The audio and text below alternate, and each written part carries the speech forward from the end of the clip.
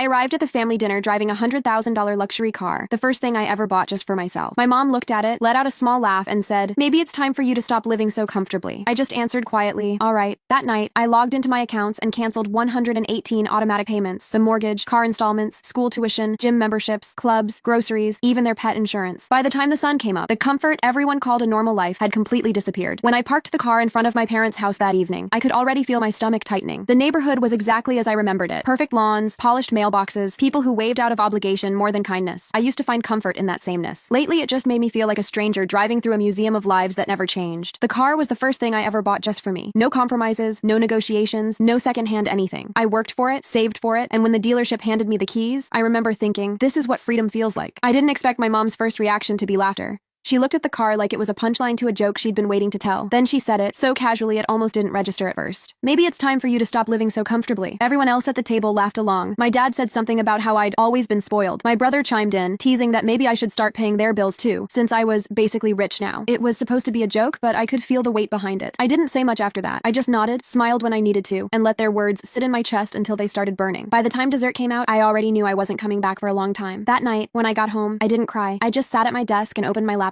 The glow of the screen felt cold and steady, the opposite of the dinner table's noise. My fingers moved almost automatically. Bank app, accounts, payments. One by one, I started canceling everything. The mortgage, canceled. The car installments, canceled. The tuition payments for my niece's private school, canceled. My mom's gym membership, my dad's golf club fees, the grocery deliveries I'd been covering for months, even the pet insurance for their dog Daisy. There were 118 automatic payments in total. It shocked me how much I'd been carrying without realizing it. Every transaction was like a string tying me to them, and I'd spent years pretending it didn't matter because that's what family does. But it did matter. It mattered a lot. When the last cancellation confirmation appeared, I closed the laptop and sat there in silence. My hands were shaking, but not from fear. It was something else. Relief, maybe. Or exhaustion from years of being everyone's safety net while pretending I didn't need one myself. By morning, I had erased every trace of the financial comfort they took for granted. When the sun came up, I walked to the window and looked at the car parked outside. For the first time, I saw it not as a luxury, but as a symbol of everything I'd been accused of. Comfort, selfishness, distance. I thought about selling it. Then I didn't. I wasn't going to let their resentment rewrite the meaning of something I'd worked for. I checked my phone. No messages yet, but I knew they'd come soon. By noon, the calls started.